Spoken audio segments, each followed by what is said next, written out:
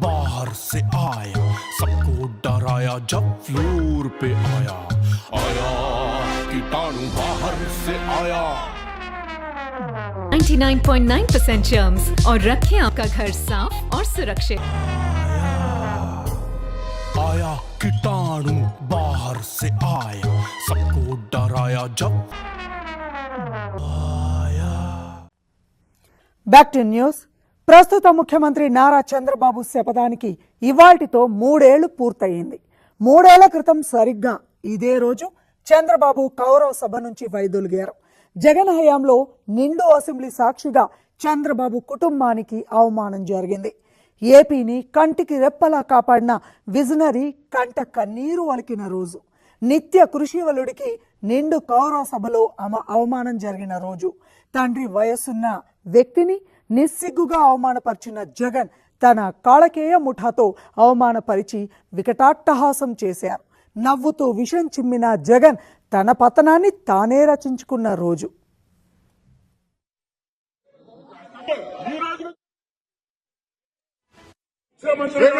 ఈ హౌస్ కు వస్తాను తప్ప అదర్వైజ్ నాకు ఈ రాజకీయాలు అవసరం లేదు.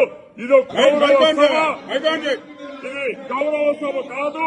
ఇలాంటి గౌరవ సభలో నేను ఉన్నానని మరొకసారి విజ్ఞప్తి చేస్తూ మీకు నమస్కారం.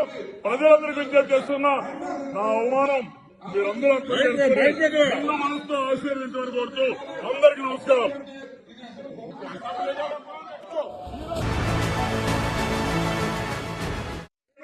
ఈ హౌస్ కు వస్తాను తప్ప అదర్వైజ్ నాకు ఈ రాజకీయాలు అవసరం లేదు. ఇది గౌరవ సభ కాదు. ఇలాంటి గౌరవ సభలో నేను ఉన్నానని మరొకసారి విజ్ఞప్తి చేస్తూ మీకు నమస్కారం. ప్రజలందరికీ విజ్ఞప్తి చేస్తున్నా, నా అవమానం మీరందరూ నిండు మనసుతో ఆశీర్వదించమని కోరుతూ అందరికీ నమస్కారం.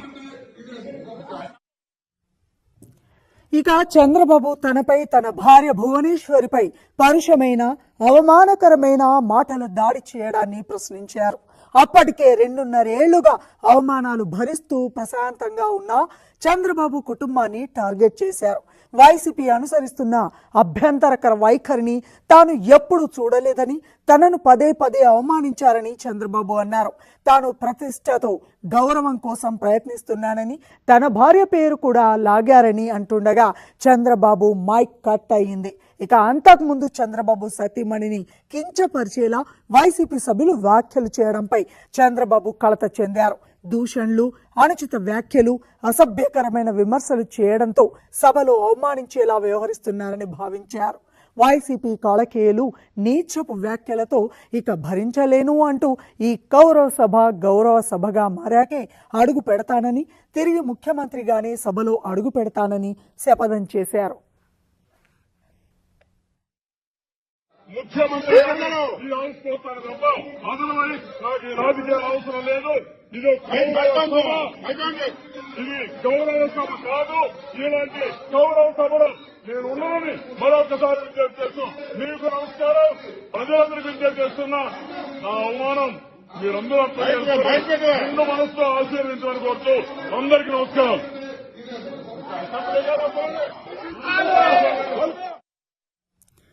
మరోవైపు తనకు జరిగిన అవమానానికి చంద్రబాబు కృంగిపోలేదు. ప్రజల కోసం ప్రజల్లోకి వెళ్లారు విజనరీ లీడర్. ఇటు చంద్రబాబుకు జరిగిన అవమానాన్ని తమకే జరిగిందని భావించిన ఆంధ్ర రాష్ట్ర ప్రజలు అవకాశం కోసం ఎదురు చూశారు. అధికారం ఉందని కదా అని విర్రవీగినటువంటి కౌరవులను అధపాతాళానికి తొక్కేశారు ప్రజలు. ఎన్నికల్లో కనీవిని ఎరుగని అఖండ మెజార్టీతో చంద్రబాబును గెలిపించుకున్నారు జనం. ధర్మం గెలిచింది. కౌరవ సైన్యం కాలగర్భంలో కలిసింది. అధికారం ఉందని విర్రవీగితే పతనం తప్పదని చూపింది. కాలం కాటు ముందు ఎవరైనా తల దించుకోవాల్సిందేనని మరోసారి నిరూపితమైంది.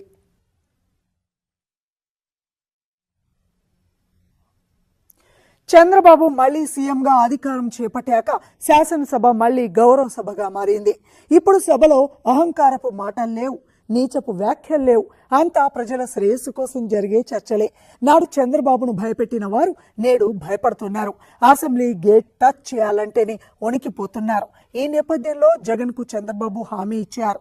తనను తన కుటుంబ సభ్యులను నిండు సభలో అవమానించినా ప్రస్తుతం ఉంది గౌరవ సభ అని, ఇక్కడ ఎలాంటి చీత్కారాలు ఉండవని, ఎవరు జగన్ ఏమనరని, అసెంబ్లీకి రావాలని ఆయన చెప్పుకొచ్చారు. అయినా జగన్ బ్యాచ్ అసెంబ్లీకి రాలేకపోతోంది. ఎందుకంటే వారికి గౌరవ సభలే కావాలి, కానీ గౌరవ సభలు కాదు. అందుకే ఇదే కదా దేవుడి స్క్రిప్ట్ అంటే అని రాష్ట్ర ప్రజలు చర్చించుకుంటున్నారు.